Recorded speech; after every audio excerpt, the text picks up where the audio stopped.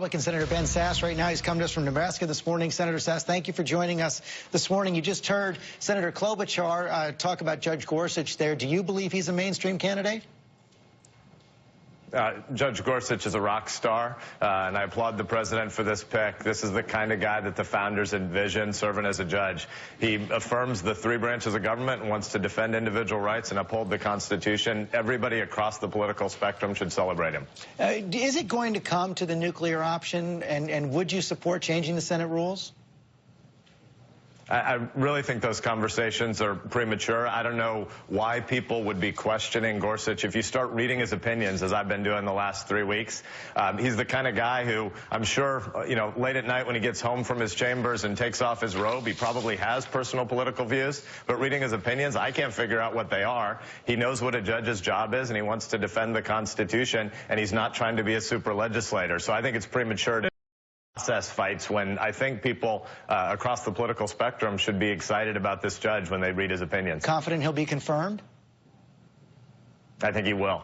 And let's talk about, you talked about the three branches of government, and during the campaign, you were actually quite critical of Mr. Trump. You said he displays essentially no understanding of our constitutional system of checks and balances with these three separate but co-equal branches of government. Are we seeing that again with this attack on a so-called federal judge? I'll be honest, I don't understand language like that. We don't have so-called judges. We don't have so-called senators. We don't have so-called presidents. We have people from three different branches of government who take an oath to uphold and defend the Constitution. And it's important that we do better civics education for our kids. So we don't have any so-called judges. We have real judges. And on the travel ban as well, you've been critical of the travel ban. You said it will make our country less safe. I guess the question for you is, what can the Senate do about that? Well, actually, back up. I'd like to give the full context of what I said. I applaud what the president is trying to do in focusing attention on the fact that we haven't taken borders seriously enough, and we haven't done enough vetting of a lot of different folks trying to come to the U.S., especially from nations that have failed states. If you look at places like Syria and Libya, there hasn't been enough vetting going on over the course of the last couple of years, and so I applaud the president's goal. Now, once we affirm the goal of trying to make sure that you don't have jihadis infiltrating terrorist flows, we need to make sure we're doing it in a thoughtful way that's thinking about the 10 and 15 and 20 years long battle we're going to have against jihadists. There are two ways that you can go wrong in our long-term fight against jihadis. One would be to not acknowledge that terrorism, and especially jihadi-motivated terrorism, comes from specific places in the world and is connected to specific ideologies. But another way to fall off a cliff and harm our long-term interests would be to imply that the U.S. is at war with Islam. And obviously this wasn't a Muslim ban, but it was done in a clunky enough way that initial weekend that jihadi recruiters could present it to the people they're trying to recruit as if the U.S. is against all Muslims. And we know that we're not at war with all Muslims. We're at war with the subset of Islam that believes in killing in the name of religion, as jihadis do. So we got to have a long-term focus in the way we implement this. And frankly, I think the administration has taken some important steps to improve upon the clunkiness of the initial weekend. And on Russia, we saw the president's comments there. You heard Senator Klobuchar. Another one of your Republican colleagues, Marco Rubio, has weighed in this morning on Twitter. He said, when has a Democratic political activist been poisoned by the GOP or vice versa?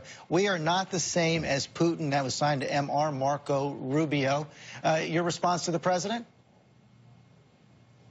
You know, I'll be honest, I don't know what the president's trying to do with statements like he allegedly has on O'Reilly on the Super Bowl tonight. So I've only seen little clips of it. There may be a broader context, but let's be clear. Has the U.S. ever made any mistakes? Of course. Is the U.S. at all like Putin's regime? Not at all. The U.S. affirms freedom of speech. Putin is no friend of freedom of speech. Putin is an enemy of freedom of religion. The U.S. celebrates freedom of religion. Putin is an enemy of the free press. The U.S. celebrates free press. Putin is an enemy of political dissent. The U.S. celebrates political dissent and the right for people to argue free from violence about places where our ideas are in conflict. There is no moral equivalency between the United States of America, the greatest freedom-loving nation in the history of the world, and the murderous thugs that are in Putin's defense of his cronyism. More broadly, there's no moral equivalency there. More broadly, are Senate Republicans in the same place as President Trump on the issue of Russia?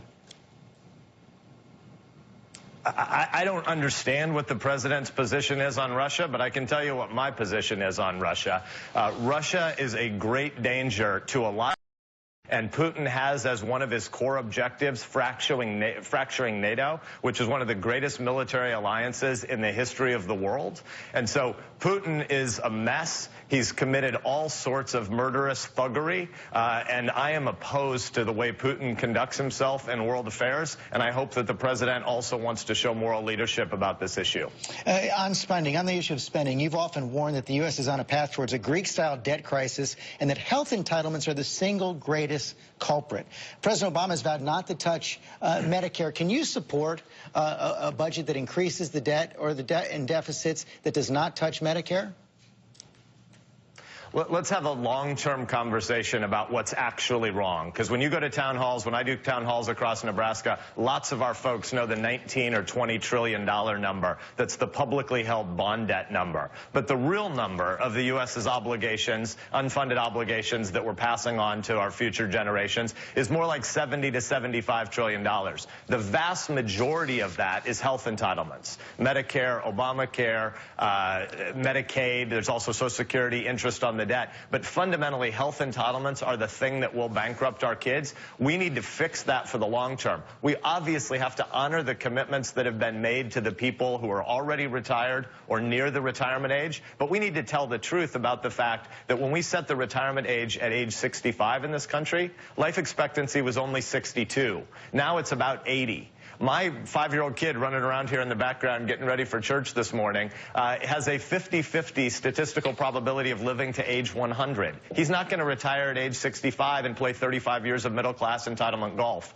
We should tell the long-term truth about health entitlements and start fixing it for people that are 50 and 55 and below. But nobody's trying to change Medicare for people who are already on it.